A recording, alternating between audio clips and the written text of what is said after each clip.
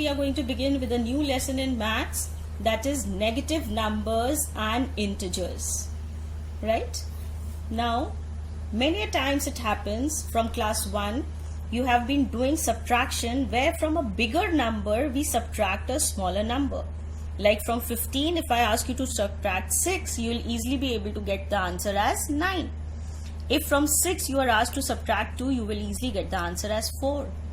But if I ask you that from 6, now you subtract 15, that means from a smaller number you have to subtract a bigger number. Then what will happen, children? So over there the confusion begins. So in this lesson, children, see, you will get a minus 9. Now how come you are getting a minus 9 over here? That's a big question. So to this kind of a question, that from if a smaller number we subtract a bigger number, what numbers will we get? And if we do the subtraction, why it is coming with a minus sign every time? Because earlier we were not taught to use a minus sign. What is the concept behind this minus sign that we get? So this is what we are going to learn in this lesson, children, that there are numbers which are known as integers. Now integers means numbers that have a sign, a plus sign or a minus sign. Generally, if it has a plus sign, children, we call them as the positive integers. And if they have a minus sign with them, we call them as the negative integers. Whenever we have a plus sign, children, we never write a plus with it. It is understood. Like I have written over here, children, integers are the numbers with the sign, which can be divided into a positive integer, a negative integer. Positive integers are written just like whole numbers that we write, a 3, 5 or a 7. I have not written a plus 3 or plus 5 or a plus 7 because it is understood that no sign means it's a positive integer. But with a negative sign, it is necessary that we write a minus sign along. A minus 3, a minus 5 and a minus 7. So if we put a minus sign, these are negative integers. If no sign, it is a positive integer. Then we have one more integer, children, which is known as neutral integer, which is only and only 0. There is no other number that is neutral integer. It's a 0, right? The next topic we come is representation of the integers on a number line. Suppose I have to represent the given integers on a number line, then what do? We make a straight line, children. 0 is always taken in the center if we have to represent the integers. That means the positive and the negative both in the same number line. So we try to keep 0 in the center. If we move ahead of 0, children, we take the positive integers. That means if I move towards the right hand side, I have the positive integers. If I move towards my left hand side or behind 0, children, I will have negative integers. So negative numbers are always taken behind 0 and positive numbers are always taken in front of 0.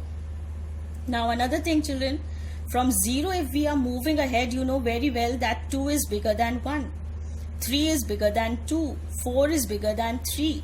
So that means as we are moving in front, children, we are increasing. That means we are going towards a bigger number.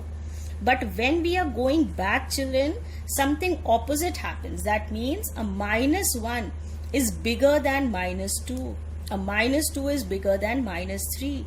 A minus 3 is bigger than minus 4. So that means whenever you will move towards the right hand side, the integers will increase, and whenever we move back, children, the integers are going to decrease. Now see a comparison I have done for you over here. I have taken minus 6 and minus 2. Now let's see on the number line.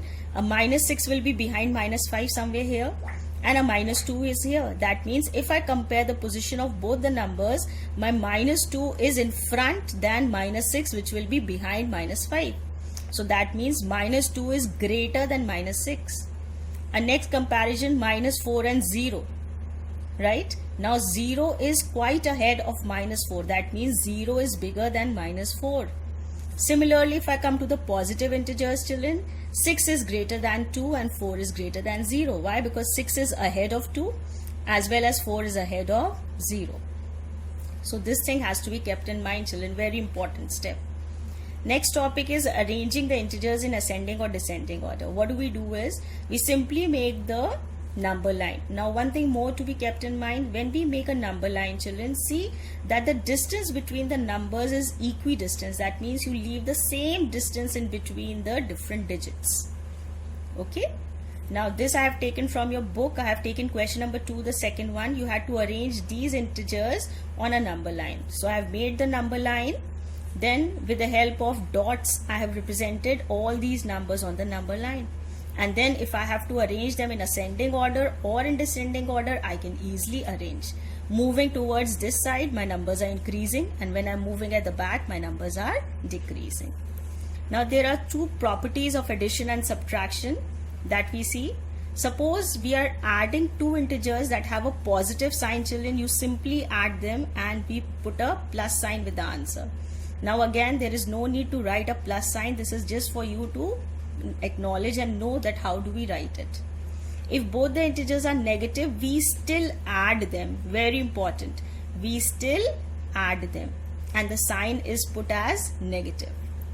If both the integers are with the opposite sign, that means one is positive and one is negative, then we subtract it and then we put a positive sign, right? In case the positive sign, the bigger integer is positive, so we put a positive sign. In case the bigger integer is negative, children, then you will put a negative sign. The last one is of the subtraction. The subtraction properties remain the same, children. That means if we have to subtract two integers, children, the integer that is being subtracted, we always change the sign of that integer and then we simply add them. Like for example, I have taken from 8, I have to subtract a minus 5. Now this is minus 5, and when we are subtracting a minus 5, I will change the sign of the integer, it will become a plus. Now a plus 8 and a plus 5, what do we do them? We add them. So I have added them and the sign is of the plus. We don't need to specify a plus, so I have not written. So this is about all the properties about addition and subtraction of the integers. So with this we come to an end of the lesson, children. I hope you must have understood all the questions, how to go about it. And then there is exercise 6 that follows in. You have to do this. And one question I have illustrated over here, you can have a close look at it.